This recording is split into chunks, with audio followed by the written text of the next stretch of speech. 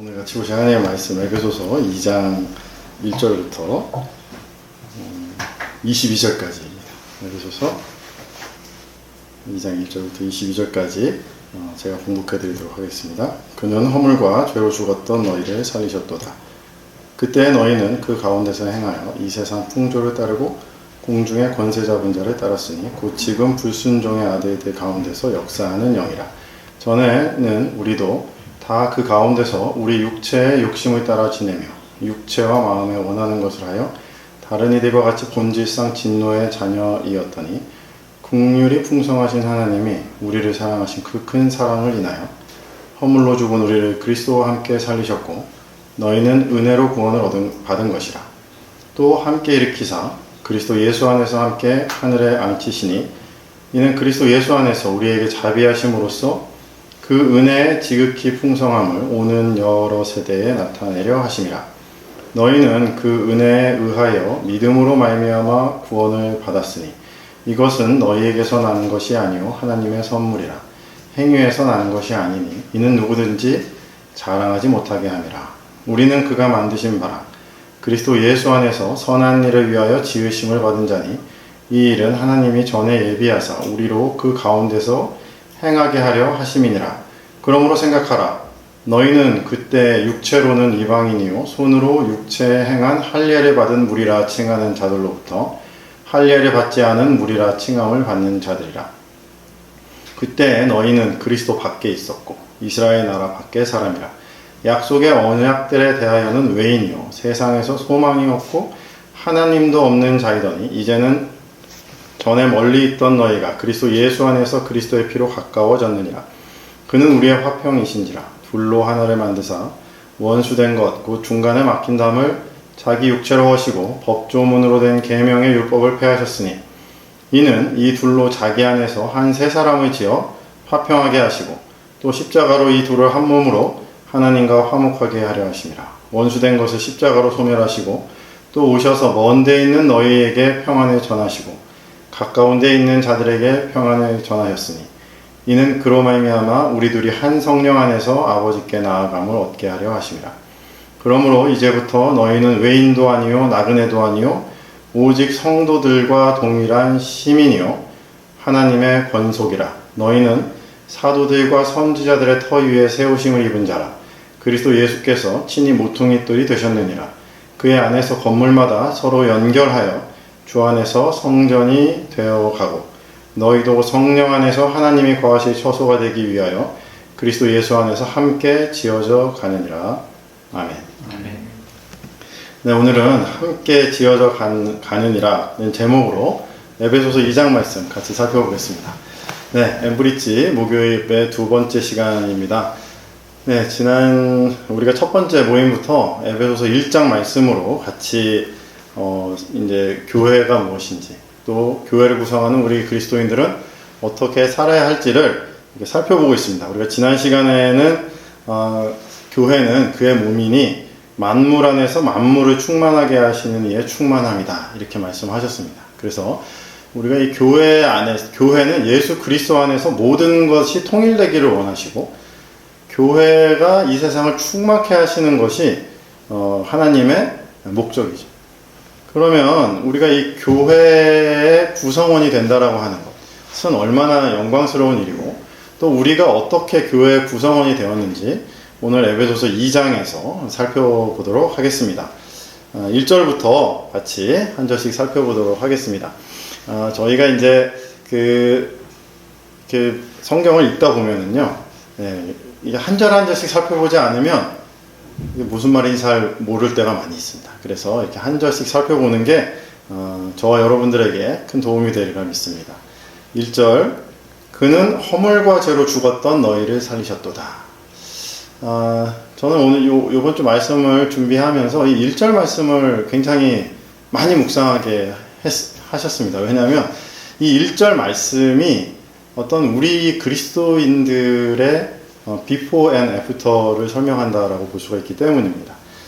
예수님께서 우리를 살리셨는데 어떤 상황에서 우리를 살리셨느냐라고 하는 거죠. 그게 바로 허물과 죄로 죽었던 너희를 살리셨다. 그래서 여기 이제 허물과 죄, transgression and sin 이렇게 영어로는 표현이 되어 있는데, 이 허물은 제가 지난 시간에도 말씀드렸지만 우리가 허물이 많고 실수가 많은 사람들이다 이렇게 말씀을 드렸는데, 이 허물은 우리가 명백하게 하나님께서 싫어하신다는 걸 알면서도 반복적으로 계속 행하는 것들을 허물이라고 볼 수가 있습니다. 제가 이렇게 신앙생활을 하다 보니까 하나님께서 싫어하시는 것을 안 하고 싶은데 제 몸이 그걸 원하는 거예요. 그래서 하나님은 싫어하시지만 내 몸이 원하니까 제가 뭘 하냐면 허용을 합니다. 그래서 이게 허물이 되는 거예요. 이게 근데 여러 가지가 있습니다. 이 허물하면은 그 뱀이 파충류들이 허물을 벗지 않습니까? 그러니까 이제 끊임없이 몸에서 이렇게 재생되면서 껍데기가 벗어져 나가요. 사실 이게 세포의 어떤 죽음들이 바로 허물이거든요. 그러니까 우리가 목욕을 하면 이렇게 때가 나오는 거 있지 않습니까? 그게 사실 허물입니다. 이거는 그러니까 허물은 뭐랑 이렇게 연동이 되어 있냐면 우리의 생리현상, 우리의 본능, 본성 이런 거랑 연동이 되어 있습니다. 그렇기 때문에 우리가 몸을 입고 있는 한 이 허물이 계속 나옵니다. 우리가 계속 씻으면 목욕할 때마다 이렇게 때가 나오지 않습니까? 그런 거랑 똑같습니다. 그래서 허물은 육신이 붙어 있는 한 계속 이렇게 나올 수밖에 없는 거예요. 그래서 이게 우리 그리스도인들의 딜레마죠. 왜 나는 예수님을 믿었는데 거룩하게 살 수가 없지? 왜 나는 계속 그 같은 죄, 같은 약점에 계속 넘어지지? 라고 하는 게 바로 우리 허물 때문에 그렇습니다. 두 번째는 이제 죄인데요. 이것은 뭐 윤리도덕적인 죄가 아니라 하나님께서 규정하신 죄의 리스트죠. 그래서 뭐 훨씬 더 범위가 높습니다. 그러니까 예수님께서 산상수훈에서 이렇게 말씀하셨죠. 그 율법에서는 간음하지 말라라고 했는데 나는 너희에게 이르노니 여자를 보고 음욕을 품는 자마다 이미 너희는 간음했다. 이게 나는 너희에게 이르노니라고 하는 이 규정은 뭐냐면 기존에 우리가 실정법상 아니면 사회 통념상으로 여겼던 죄의 범주를 훨씬 더 넘어서는 거예요. 그러니까 살인하지 말라는 말을 너희가 들었거니와 형제를 미워하는 자마다 이미 살인했다라고 예수님 말씀하셔요. 그럼 이런 식으로 죄의 범주를 규정하기 시작하면은요, 이 죄로부터 자유로울 수 있는 사람은 단 한 사람도 없는 거죠. 이게 바로 시인입니다. 그래서 하나님께서 우리에게 규정하신 죄. 그렇기 때문에 여기로부터 우리가 자유할 수 없죠. 근데 중요한 건 뭐냐면 죽었던 우리를 살리셨다 이렇게 표현합니다. 우리가 이렇게 생각하죠. 아니 우리가 여태까지 예수 믿기 전에도 살아있었고 예수 믿은 다음에도 살아있는데 뭐가 달랐는데 내가 언제 죽었다는 얘기냐 라고 하는 부분이 사실은 굉장히 관점입니다. 그래서 이 삶과 죽음에 대한 기준이 성경에 있는 기준과 우리가 이제 그 의학적인 기준이 좀 다르다 이렇게 볼 수가 있겠습니다. 그래서 우리 육신이 이렇게 살아서 숨 쉬고 있으면 우리는 살았다라고 하는데 성경에서는 어떤 상태를 살았다라고 하느냐면요, 뿌리에 가지가 접붙어 있을 때 살아있다 이렇게 표현을 합니다. 로마서 11장에 보면은요, 우리가 원가지들로부터 잘려나가가지고 접붙임을 받은 가지다라고 하는 표현이 있거든요. 그래서 이 원가지와 접붙임을 받은 가지가 있는데, 이렇게 하면서 우리 바울 사도가 뭐라고 얘기하냐면, 우리 이제 이방인들에 대해서 얘기하죠. 자고하지 말아라. 원가지들로 아끼지 않았기 때문에 너희들도 언제든지 잘려나갈 수가 있고, 너희가 생명을 보존하는 것이 아니라 뿌리가 가지를 보존하는 것이다 이렇게 말씀을 하십니다. 그러니까 중요한 건 뭐냐면 뿌리에 가지가 붙어 있으면 그 가지는 산 거고요. 뿌리에서 잘려나간 가지는 접붙어 있는 가지랑 잘려나간 가지가 당장에 뭐 잘려나갔다고 해서 갑자기 가지가 확 시들지 않죠. 그러니까 겉으로 보기엔 똑같이 살아있는 것처럼 보이는데 잘려나간 가지는 우리가 어떻게 판단하냐면 이건 죽은 거 가지라고 얘기하죠. 왜? 뿌리에서 잘렸으니까 얘는 죽을 거니까. 그래서 성경에서 말하는 삶과 생명과 죽음에 대한 개념은요, 하나님과 붙어 있느냐 하나님과 단절되어 있느냐가 생과 사를 가르는 기준입니다. 그래서 이 에덴 동산에서 아담이 에덴 동산 안에 있을 때는 하나님의 범주 안에 있었습니다. 그리고 하나님께서 창조를 하실 때 사람이 흙으로 만드셨는데 이렇게 하나님의 생기를 싹 불어넣으셔서 뭐가 됐다고 했습니까? 생령이 됐다라고 했습니다. 생령이 됐습니다. 근데 이 창세기에서 이제 에덴 동산에 추방당한 다음에 이 노아 홍수 이 판단이 이렇게 될 때 하나님께서 뭐라고 규정하냐면요, 이 사람들이 육체가 되었다 이렇게 표현합니다. 육체가 되었다. 그래서 생령에서 육체가 된 겁니다. 왜 그렇습니까? 에덴 동산에 하나님의 범주에 있었는데 하나님의 범주 바깥으로 나가면서 하나님과 단절이 됐다라고 하는 거예요. 그렇기 때문에 모든 인류가 하나님으로부터 단절됐기 때문에 사실은 살았지만 잘려나간 가지처럼 이 가지는 이미 죽음과 다름없는 가지가 됐다라고 하는 거죠. 그래서 이 땅 가운데 많은 사람들이 태어나지만 하나님과 단절된 채로 살아가는 사람들을 성경에서는 살아있는 사람이라고 표현하지 않고 죽은 자들이라고 표현하는 겁니다. 그래서 우리가 그리스도인이 되는 것은요, 허물과 죄로 죽었던 우리가 다시 살아났다는 거예요. 그러면은 아니 뭐 안 죽었는데 왜 자꾸 살아났느냐. 다시 말씀드리면 하나님과의 관계가 단절된 상태가 죽음인 거예요. 그러면 예수님이 아니면 하나님과 인간 사이에 단절된 관계를 도저히 이어붙일 수 있는 방법이 없죠. 그렇기 때문에 우리가 예수 그리스도를 믿음으로 말미암아서 하나님과 관계가 회복이 되는 것이 살아난 겁니다. 이것을 예수님은 요한복음에서 거듭났다 이렇게 표현을 하죠. 그러니까 니고데모 같은 사람 도저히 이해를 못한 거고, 사람이 어떻게 다시 살아날 수 있습니까? 어떻게 거듭날 수 있습니까? 엄마 뱃속에서 다시 들어갔다 나오는 겁니까? 뭐 이런 진짜 뭐 하여튼간 개념 없는 소리를 해대는 거죠. 예수님께서 너가 도대체 이스라엘 선생이 되었는데 아직도 이 생명과 죽음에 대한 개념을 정확하게 이해를 못했냐 라고 말씀을 하신 것이었거든요. 그래서 제가 생각해 보니까 우리도 이 육신의 이 죽음을 너무 의학적이고 육체적 관점에서만 바라봤구나. 진짜로 살아있다라고 하는 것은 우리가 하나님과 붙어있을 때 살아있는 거고, 제가 지난 시간에도 말씀드렸지만 거룩하다라고 하는 것은 하나님과 가까이 접촉됐을 때 우리가 거룩해지는 거지, 내가 의지적으로 열심히 죄를 안 짓는다고 해서 거룩해지는 게 아니란 얘기죠. 왜? 똑같은 겁니다. 생명에 붙어있고 하나님의 근원에 우리가 붙어있을 때 거룩해지고 우리의 생명력이 살아나는 거죠. 이 상태가 어떤 상태냐면요, 영적인 상태, 그러니까 우리 안에 두 가지 존재가 있는 겁니다. 이 육체 안에 예수 그리스도를 영접하는 순간 성령께서 우리 가운데 임재하시면서 우리 가운데 영이 다시 살아나게 해주신다라고 하는 거예요. 그래서 우리 가운데는 살아있는, 내 안에는 영적으로 우리가 깨어있는 존재가 돼요. 그래서 우리가 뭐 방언으로 기도할 수도 있고 하나님을 아버지라 할 수도 있고 여러 가지 권리가 생깁니다.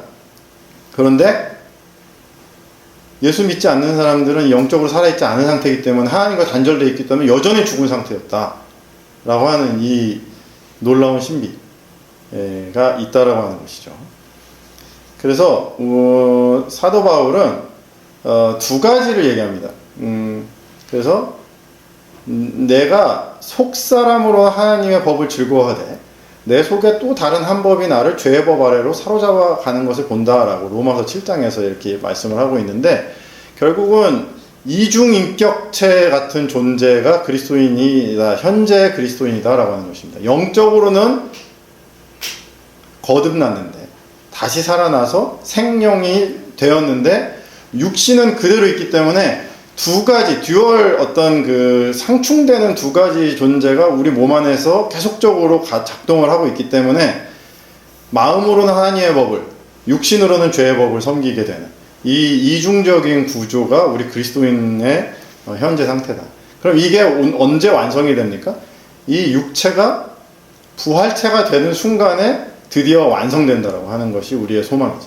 그래서 부활 소망은 영혼의 부활이 아니라 몸의 부활입니다. 그래서 이 육체가, 이 썩을 몸이 썩지 않을 것을 입고 죽을 몸이 죽지 않을 할 것을 입을 때 사망이 이김에 삼킨 바 될 것이다 라고 고린도서 15장에 말씀하고 있는 것이죠. 그래서 우리가 허물과 죄로 죽었던 우리를 살리신 하나님, 이게 영적으로 우리가 살아났다라고 하는 개념입니다. 그래서 부활한 개념이 아니라 영적으로 다시 살아나서 거듭나서 나중에 부활할 때 완성되는 것이 그리스도인의 근본적인 상태이라고 볼 수가 있겠습니다. 1절이 굉장히 길었는데요. 1절이 가장 중요하기 때문에 그렇습니다. 그 다음에 2절에서부터는 뭐라고 얘기하냐면 그때 너희는 그 가운데서 행하여 이 세상 풍조를 따르고 공중의 권세 잡은 자를 따랐으니 곧 지금 불순종의 아들들 가운데서 역사하는 영이라. 자, 우리가 예수 믿기 전에 세상 사람이었을 때 하나님과 단절된 상태에 있을 때는 세상 풍조를 따르고 공중의 권세 잡은 자, 사탄. 근데 이 사탄이 누구 가운데서 역사합니까? 불순종의 아들들 가운데서 역사한다. 그래서 기본적으로 원죄의 기본은요, 불순종이죠. 그래서 불순종의 아들은 아담의 후예들이 다 불순종의 아들들입니다. 아담이 왜 추방됐습니까? 선악과 따먹지 말라고 그랬는데 따먹어서 추방당한 거잖아요. 결국은 하지 말라는 거 했기 때문에 그게 불순종입니다. 그러니까 죄는요, 하나님이 죄라고 규정한 것을 갖다가 죄라고 규정한 걸 행하면 죄고, 하지 말라고 하는 거를 하면 죄고, 뭐 이런 겁니다. 그래서 불순종이 근원적인 거죠.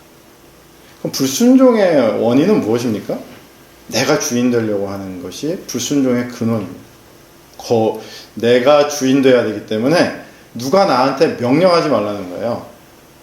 하나님이 당신이 왜 나한테 이래라 저래라 하십니까? 나는 내 마음대로 살겠습니다. 뭐 이런 것들이 어떻게 보면은 근원적인 교만이죠. 사탄이 그렇게 하나님을 대적한 것입니다.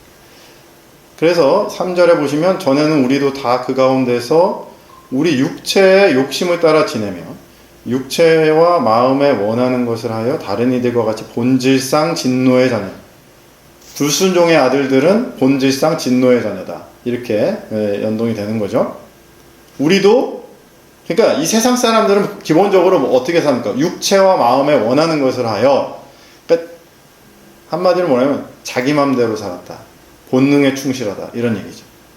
그래서 이 세상의 기본적인 원리는요, 본능적으로 사는 겁니다. 그래서 윤종신 씨가 본능적으로라고 하는 가요도 이렇게 작곡하지 만들었죠. 그래서 본능적으로 사는 거예요. 예. 그러니까 우리 그리스도인들의 삶은 이 육체의 본능을 성령의 소욕으로 변화시키는 삶입니다. 이게 이제 육체의 소욕을 성령의 소욕으로 바꾸면서 우리의 육체를 처사복종시키는 것이 그리스도인들의 성화의 과정이거든요. 이게 어렵습니다, 생각보다. 그래서 우리가 제자도를 다시 생각해야 되는 것이죠. 우리가 이렇게 본질상 진노의 자녀인데 긍휼이 풍성하신 하나님이 우리를 사랑하신 그 큰 사랑을 인하여 5절 허물로 죽은 우리를 그리스도와 함께 살리셨다. 그래서 로마서에도 분명히 우리가 아직 죄인 되었을 때 하나님께서 자기 아들을 우리 가운데 보내사 우리로 하여금 하나님의 자녀 삼아주셨다. 이렇게 말씀을 하고 계시지 않습니까? 그래서 이 예수 그리스도를 우리 가운데 보내주셔서 우리가 예수 그리스도로 말미암아 하나님의 자녀가 되는 권세를 획득한 것 자체는요, 이거를 가로치고 너희는 은혜로 구원받은 것이다. 이렇게 표현하는 것입니다. 우리가 은혜로 구원을 받습니다. 오직 은혜로. 그래서 지난 시간에도 말씀드렸지만 우리가 믿을 때부터 은혜로 구원받고 신앙생활을 이렇게 유지하는 것도 은혜고 하나님의 나라에서 부활해서 영원한 하나님의 나라를 누리는 것도 은혜입니다. 그래서 은혜로 시작해서 은혜로 끝나는 것이 바로 우리의 삶이라고 볼 수가 있습니다. 6절에 또 함께 일으키사 그리스도 예수 안에서 함께 하늘에 앉히시니 부활의 영이 성령님이신데 이 함께 일으키셨다라고 하는 것은 우리도 예수님과 함께 부활에 동참할 것이다 라고 하는 약속입니다. 이거를 시차 없이 동시적으로 바라보면 같이 일어나게 된 것처럼 보이는 거예요. 부활의 첫 열매는 예수님이시죠. 그리고 두 번째 부활할 사람들은 우리보다 먼저 하나님 나라에 간 성도들이시고요. 그 다음에 그 후에 살아남은 우리들도 공중으로 끌어올려 구름 속으로 끌어올려 공중에서 주를 영접하게 하실 것이다 라고 데살로니가전서 4장에 말씀하고 계십니다. 그래서 우리는 이 함께 일으키셔서 그리스도 예수 안에서 거대한 통치 가운데 우리도 동참하게 되는 것. 그래서 우리가 뭐라고 했습니까? 기업이라고 했죠. 하나님 나라의 기업. 우리가 하나님 나라의 유닛. 오늘은 어떤 개념이냐면 성도와 권속이라는 단어가 나옵니다. 패밀리. 그래서 우리는 공동으로 그리스도 안에서 하나님의 나라에서 통치할 통치권을 받은 사람들이라고 하는 거죠. 그래서 우리에게도 하나님 우편에 앉으신 예수님 그 밑에 한참 밑에 우리도 약간의 자리가 한 자리. 우리 자리라고 하는 게 그겁니다. 그 한 자리 우리에게 주신다라고 하는 것이죠. 7절 이는 그리스도 예수 안에서 우리에게 자비하심으로써 그 은혜의 지극히 풍성하심을 오는 여러 세대에 나타내려 하심이라. 그래서 우리에게 부활과 통치권에 대한 약속을 주신 이유는 이 은혜가 얼마나 풍성한지를 여러 세대에 나타내라는 하나님의 어떤 의미가 있습니다. 그래서 예수님께서 마태복음 28장에서 결국 뭐라고 하셨습니까? 하늘과 땅의 모든 권세를 내게 주셨으니 그러므로 너희는 가서 모든 족속으로 제자를 삼아 아버지와 아들과 성령의 이름으로 세례주고 내가 너에게 분부한 모든 것을 가르쳐 지키게 하라 라고 말씀하셨죠. 제자 삼으라. 오는 여러 세대에 나타내려 하심이라. 의도가 있는 거예요. 그러니까 하나님께서 우리가 먼저 이 땅에 살아가면서 아직 예수님이 오시지 않았는데 이 종말 이전에 우리가 예수님을 믿어서 하나님의 권속이 되고 예수님의 통치권을 약속으로 부여받은 것은 거저 주신 이유는 그냥 놀고 먹으라고 주신 것이 아니라 이제는 그 통치권을 받았으면 이 은혜의 지극히 풍성함을 여러 세대에 나타내라는 그 사명을 우리에게 주셨다라고 하는 것이죠. 그 사명의식이 없으면 나중에 어떻게 됩니까? 저 문 밖에서 이제 슬피 울며 이를 갈미 있을 것이다. 달란트 비유이죠. 그래서 5달란트, 2달란트, 1달란트 받았는데 2달란트, 5달란트 받은 사람들은 100% 성과를 냈지만 1달란트 받은 사람들은 땅에 묻어놨죠. 그러니까 차라리 그럼 내가 이자를 맡기지 왜 너한테 이걸 줬겠니? 라고 한 거죠. 그래서 우리 인생은 누구나 최소 1달란트 이상의 재능을 주셨고 그 1달란트의 재능을 하나님의 나라를 위해서 이 지극히 풍성함을 오는 여러 세대에 나타내는 것에 어떻게 해서든지 써야 됩니다. 이게 우리의 사명이죠. 8절부터 9절은 굉장히 유명한 말씀이시죠. 같이 한번 읽어볼까요? 8절, 9절 시작. 너희는 그 은혜에 의하여 믿음으로 말미암아 얻은 받았으니 이것은 너희에게서 난 것이 아니요 하나님의 선물이라. 행위에서 난 것이 아니니 누구든지 자랑하지 못하게 하리라. 은혜로 구원을 해주신 이유는 9절에 누구든지 자랑하지 말라고. 그러니까 하나님 앞에서 하나님 제가 뭐 이런 사람입니다. 뭐 그냥 다 입 다물게 하려고 하나님께서 모든 사람에게 똑같이 선물로 주셨습니다. 어떤 계급, 뭐 재정상, 뭐 헌신도 뭐 이런 거에 의해서 구원해 주신 게 아니라고 하는 것이죠. 그러니까 그냥 은혜로 다 주셨고 자랑하지 마. 그냥 딱 입 다물고 사명에 집중하라 이런 얘기예요. 예. 그래서 믿음으로 구원을 받았다라고 하는 것이 굉장히 중요한 개념이죠. 믿음. 로마서 1장에는 그 믿음의 개념을 우리가 두 가지로 얘기하고 있는데 그 복음에는 하나님의 의가 나타나서 믿음에서 믿음에 이르게 하나니 오직 의인은 믿음으로 말미암아 산다 이렇게 말씀하고 있습니다. 그래서 이 믿음이라고 하는 개념은 단순히 첫 번째 믿음, 두 번째 믿음 이렇게 구분을 할 수가 있는데 첫 번째 믿음은 예수 그리스도의 복음을 인정하는 믿음이요. 두 번째 믿음은 신앙생활을 하면서 하나님에 대한 신뢰도가 높아지는 믿음이다, 이렇게 볼 수가 있습니다. 그래서 우리가 잘 모르면 일단 성경 말씀이 진리다라고 하는 걸 그냥 인정하고 예수님을 인정하면 우리가 하나님의 자녀가 되는 권세가 주어지고요.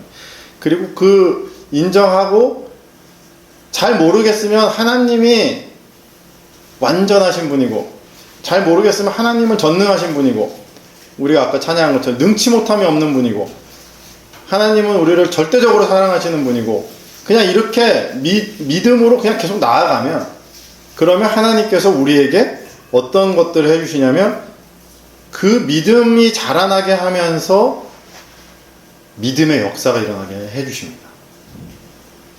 그래서 우리 그리스도인들의 삶은요, 믿음의 역사를 이루어가는 삶이지, 내가 의지적으로 막 이렇게 노력해서 쟁취하는 그런 구조가 아니라, 그래서 우리가 하나님을 신뢰하고, 그래서 어떻게 보면은 하나님이 믿음은 이런 구조적인 게 있습니다. 그러니까 먼저 하는 거, 착한 일이 아니라 먼저 하는 게 중요해요. 선행적으로 역사하는 것이 믿음이다.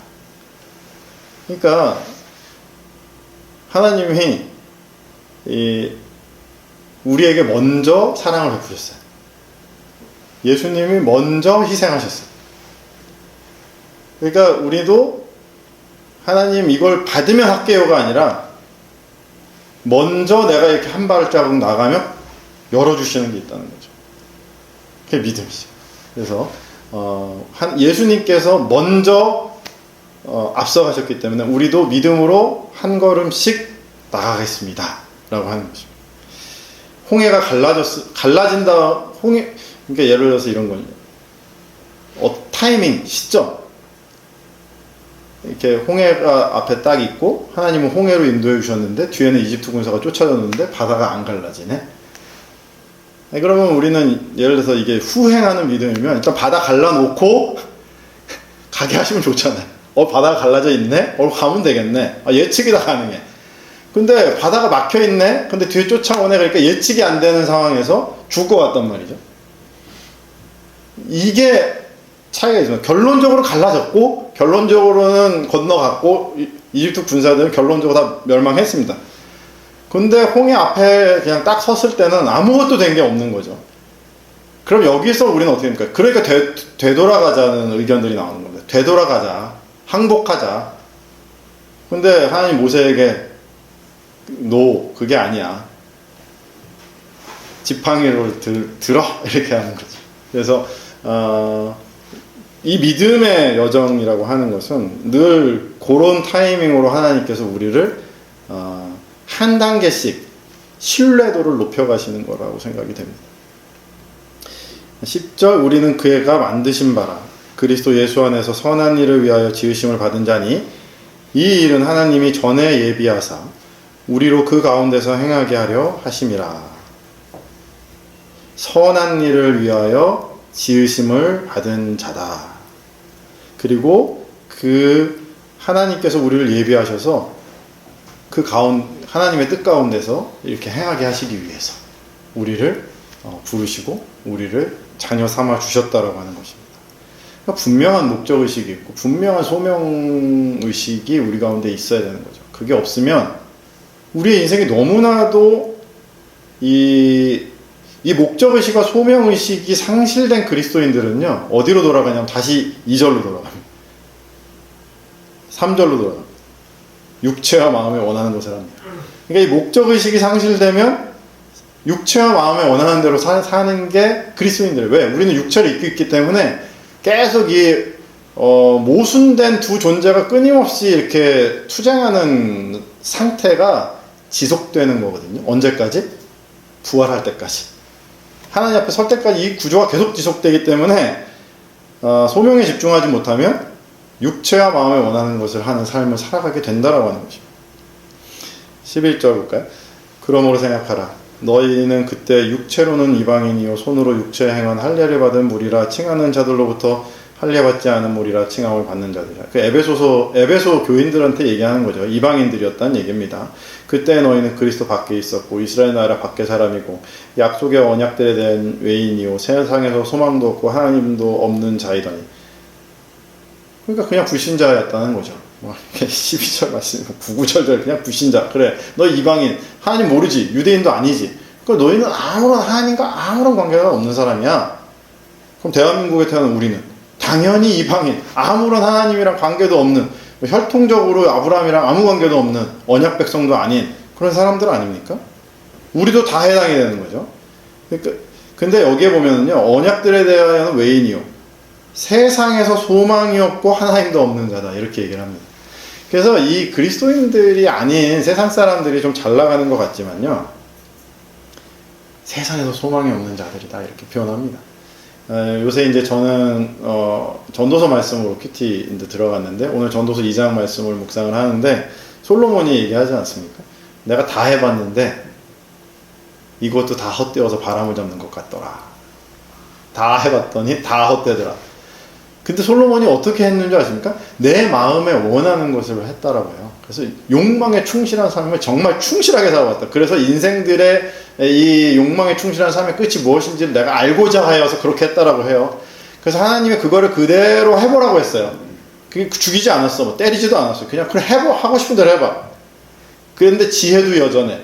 그러니까 돈도 많이 벌죠. 건축업도 했죠. 엄청난 일들을 엄청나게 하고 처첩을 1000명 이상 거느리는 놀라운 액티비티를 행한 다음에 결론은 바람을 잡는 것 같더라. 이렇게 얘기를 하는 것이죠. 그러니까 아무리 세상에 잘 나가는 사람도 하나님이 없는 자는 12절에 있는 세상에서 소망이 없는 자입니다. 소망이 없고 하나님도 없는 자, 불신자. 얼마나 불쌍한 사람들이에요. 절대 세상 사람들 부러워할 게 아니죠. 13절, 이제는 전에 멀리 있던 너희가 그리스도 예수 안에서 그리스도의 피로 가까워졌느니라. 여기서 거리감이 나오는데 하나님과 단절되어 있으니까 건널 수 없는 강. 근데 예수님의 십자가의 다리가 놓여지니까 하나님께 와서 가까워진 브릿지 비유죠. 네. 그래서 이 브릿지는 기본적으로 우리도 M 브릿지 아닙니까? 기본적으로 브릿지는요, 예수 그리스도가 브릿지인 거예요. 하나님과 저 멀리 떨어져 있던 우리를 예수의 피로 가까워지게 하신 그 브릿지. 근본적인 것입니다. 그리고 그 브릿지의 역할은 뭐냐면 14절에 그는 우리의 화평이신지라 둘로 하나를 만드사 원수된 것고 중간에 막힌 담을 자기 육체로 하시고 법조문으로 된 계명의 율법을 폐하셨으니 이는 이 둘로 자기 안에서 한 세 사람을 지어 화평하게 하셨다 이렇게 표현하고 있습니다. 그래서 산상수훈 마태복음 5장에서는요 예수님께서 뭐라고 하십니까? 화평케 하는 자는 복이 있나니 저희가 하나님의 아들이라 일컬음을 받을 것이다 이렇게 말씀하고 계시죠. 화평케 하는 자는 하나님의 아들입니다. 그러니까 역으로 하나님의 자녀는 화평케 하는 자입니다. 그래서 우리가 뭐 이 주는 평화 막힌 담을 하셨네 이 찬양 우리가 많이 부르시죠. 그래서 제가 제일 이해가 안 가는 지금 이 구조, 이 막힌 담이 안 허물어지는 한반도. 아니 이해가 안 가네. 한국교회가 그렇게 기도하고 북한교회 지하 성도들이 그렇게 기도해도 이 막힌 담이 허물어지지가 않아요. 이건 분명히 그리스도인들한테 문제가 있다고 생각합니다. 이 한국교회에 분명히 문제가 있어요. 막힌 담이 안 허물어지거든. 남과 북 동과서 뭐 우리가 이 땅의 동과서 남과 북 안 허물어지고 있어요. 진보 보수 더 견고한 벽을 쌓고 있어요. 그러니까 완전히 반그리스도적이고 반평화적으로 행동하고 있고 그리스도인들도 양쪽 담에 서서 담을 쌓는 데 기여하고 있지 담을 허무는 데 기여하고 있는 사람들은 거의 없는 것 같습니다. 우리는 지금 뭘 하고 있는 것이지? 저는 뭐 그런 생각을 하면 애통하죠. 네, 그렇습니다. 그래서 법조문으로 된 계명의 율법을 폐하셨으니 이는 이 둘로 자기 안에서 한 세 사람을 지어 화평하게 하시고 또 십자가로 이 둘을 한 몸으로 하나님과 화목하게 하려 하심이라. 원수된 것을 십자가로 소멸하셨다. 그래서 십자가는 브릿지가 되어지는 것이고 자기 희생하신 것이고 선행적으로 먼저 주신 것이죠. 그래서 기본적으로 원수된 것을 소멸하는 구조도 똑같습니다. 자기 희생, 브릿지, 선행적으로 먼저 희생하는 것이다. 그러니까 너가 손 내밀면 나도 손 잡아줄까? 근데 네가 한 대 때렸을 때 내가 한 대 때려가지고는 도저히 속이 안 풀릴 것 같으니까 난 10대 정도 때린 다음에 네가 사죄해. 그러면은 내가 좀 받아줄게. 한일 관계. 뭐 이런. 우리가 북한이 미사일 쏘면 우리는 뭐 대포 쏘고 니네가 이렇게 하면 우리도 이렇게 하고. 상호주의적 구조. 담이 허물어질 수가 없습니다. 한쪽에서 일방적으로 먼저 해야 된다. 뭐 그런 정책이 있었어요. 햇볕 정책. 했더니 퍼주기다 뭐다 해서 완전히 정책이 다 박살이 나고 있어요. 안 돼. 못 참아요. 못 참습니다. 본전나고 생생나고. 왜? 그리스도인들이 아니니까. 당연히 그런 거죠. 근데 중요한 건 뭐냐면 세상 사람들은 상호주의, 호혜주의를 외쳐도 그리스도인들은 어떻게 됩니까? 그럼에도 불구하고 십자가 정신으로 먼저 주자.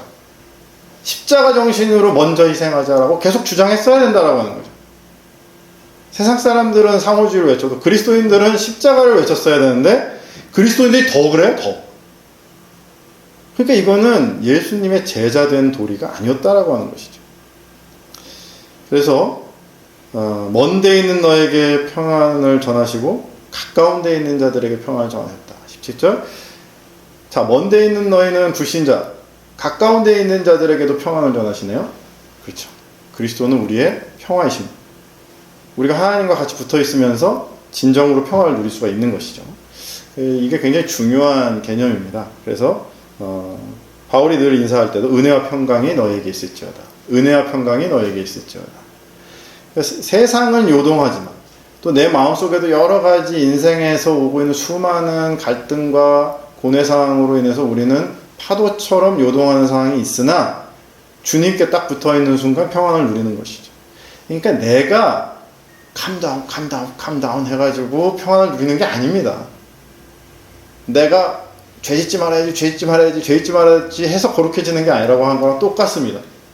하나님께 붙어있으면 거룩해지고 평화로워지고 하나님으로부터 멀리 있으면 불안해지고 욕망이 올라오고 옛 본성이 나를 침습하기 시작한다. 그러니까 우리가 날마다 하나님께 가까이 붙어있는 것, 이 굉장히 중요한 개념입니다. 18절. 이는 그로 말미암아 우리들이 한 성령 안에서 아버지께 나아감을 얻게 하려 하심이라. 아, 그렇구나. 성령 안에서 아버지께 나아가. 성령님이 오셔야 우리가 생명이 됩니다. 다시 영이 살아나서 하나님과 드디어 소통 채널이 열리고 하나님께 기도할 수 있고 하나님께 나아갈 수가 있는 거죠. 하나님께 소통 채널이 열렸는데 한동안 소통 안 하고 무전기는 켜놓고 아무 말 안 하시는 그리스도인들 굉장히 많아요. 기도 안 한다는 얘기예요. 저도 방언의 은사를 받았는데 중3 때 받았거든요. 근데 방언 기도를 진짜 안 하게 되더라고요. 살다 보니까 할 일이 별로 없어. 그래서 오늘 이렇게 예배드리면서 아까도 조금 찬양 중에 방언으로 조용히 기도도 해봤는데 좋은 것 같아요. 좋습니다. 어쨌든 혼자 있을 때 방언하라고 했잖아요. 고린도전서 12장, 14장. 네. 그래서 어쨌든 소통 채널이 열렸으면 적극적으로 그 소통 채널을 활용할 때 우리가 평안과 거룩함에 이르게 된다라고 하는 거죠. 평안과 거룩함에 이르는 것이지 우리가 평안을 뭐 이렇게 쟁취하고 뭐 그런 게 아니다. 하나님 앞에 나아가면서 이루어지는 것이죠. 19절. 그러므로 이제부터 너희는 외인도 아니고 나그네도 아니고 오직 성도들과 동일한 시민이요 하나님의 권속이다. 자, 외인은 이해했습니다. 나그네, 잠깐 있다 떠나가는 사람들, 여행자. 우리가 이 세상을 여행자처럼 살라고 그랬죠. 그런데 우리는 근본적으로 여행자가 아닙니다. 왜냐하면 우리에게는 영원한 집이 있기 때문에, 영원한 홈타운이 있기 때문에 우리는 나그네가 아니에요. 세상 사람들은 여기서 집을 갖고 있지만 하나님의 나라에서는 아무것도 없기 때문에 이 사람들이 나그네인 겁니다. 그러니까 집 없는 우리가 나그네가 아니라 하나님의 나라의 권속이 아닌 사람들이 나그네인 거죠. 그 사람들은 죽으면 갈 곳이 없어요. 저 무적행으로 떨어질 뿐이죠. 근데 우리는 하나님의 나라에서 정착하게 됩니다.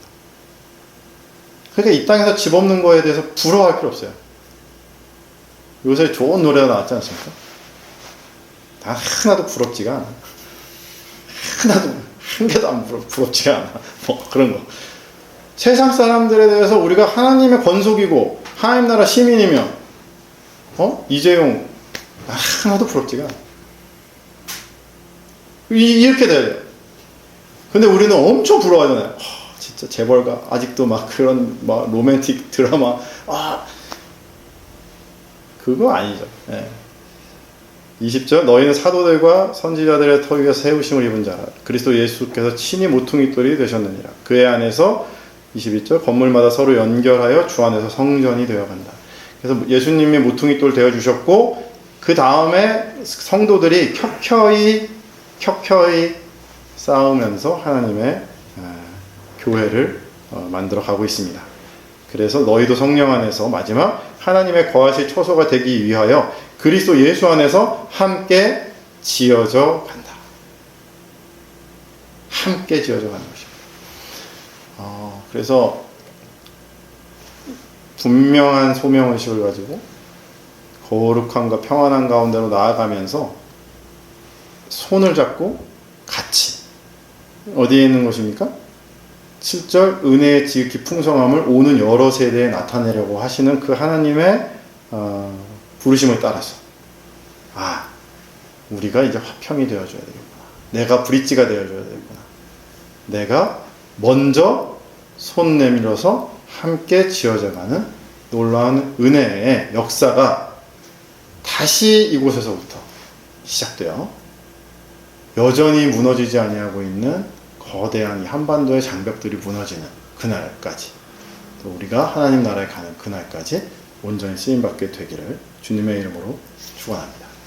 한번 기도하시겠습니다.